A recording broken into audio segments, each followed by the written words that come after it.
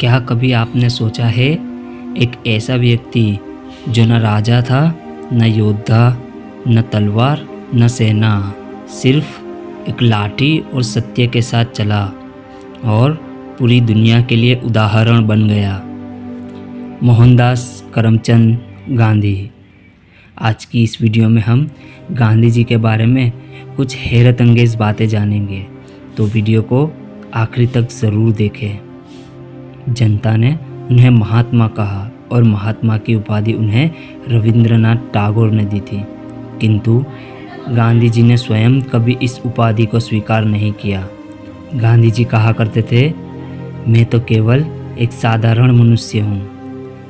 परंतु कई बार साधारण मनुष्य भी असाधारण कथाओं का भाग बन जाते हैं। बचपन में गांधी जी ने एक बार अपने बड़े भाई के लिए छोटी सी चोरी की थी, परंतु अपराध के बोझ ने गांधी जी को भीतर से झंझोर कर रख दिया था।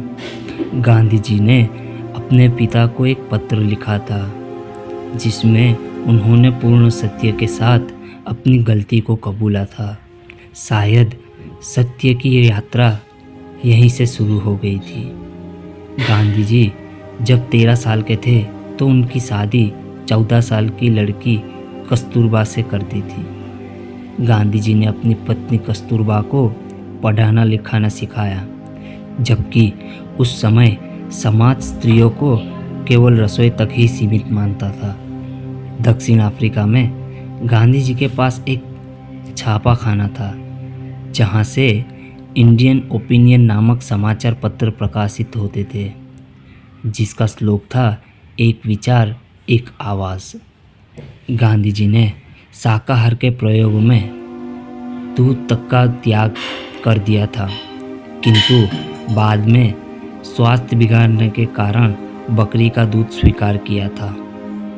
गांधी जी ने जीवन भर कभी विमान यात्रा नहीं की, क्योंकि धरती से जुड़ाव गांधी जी का व्रत था। एक पुस्तक थी जिसका नाम था अनटू दिस लास्ट। उस बुक ने गांधी जी का जीवन ही बदल दिया था। गांधी जी को उसी से मानवता का सच्चा अर्थ मिला था। गांधी जी के एक पुत्र हरिलाल गांधी थे, जिन्होंने आगे चलकर इस्लाम धर्म स्वीकार कर लिया था। अपने कारावास के समय भी गांधी जी ने भगवद गीता का अनुवाद किया और संस्कृत भाषा में अध्ययन प्रारंभ किया। उनका मानना था कि ज्ञान को कभी कैद नहीं किया जा सकता। गांधी जी को आधुनिक तकनीकों से घृणा नहीं थी, किंतु दास्तां स्वीकार नहीं थी। टाइपराइटर, एक जेब घड़ी और कुछ हस्तलिखित पत्र, यही था गांधी जी का तकनीकी संसार।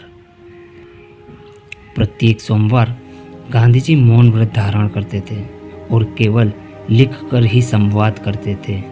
गांधी जी का मानना था कि कभी कभी मौन ही सबसे गूढ़ स्वभाव है।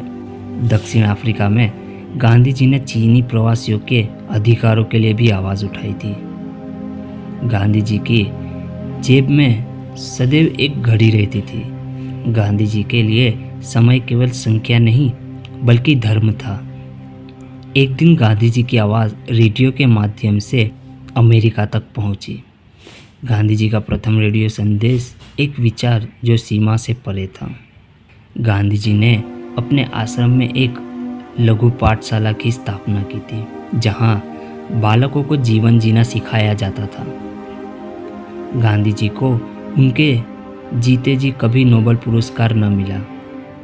ये बात गांधी जी को पता चली तो नोबेल पुरस्कार के विषय में गांधी जी ने एक मित्र को पत्र लिखा और कहा, मुझे ये सम्मान नहीं चाहिए, मेरा कार्य किसी पुरस्कार के लिए नहीं है।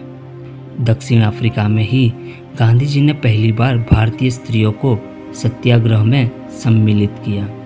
एक दिन गांधी जी ने सभी को एक ही थाली में भोजन कराया कि जिससे जातिगत भेद को तोड़ा जा सके।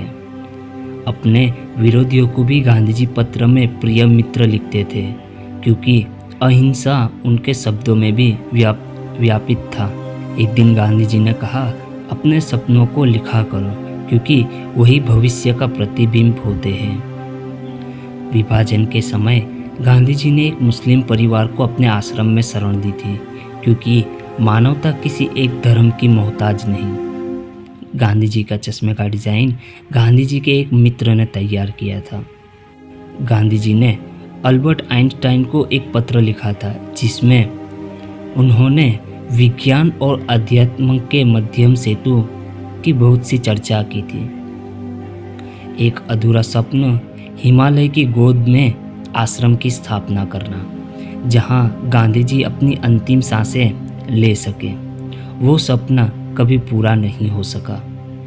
1948 में गांधी जी इस संसार से विदा हो गए। सब्सक्राइब।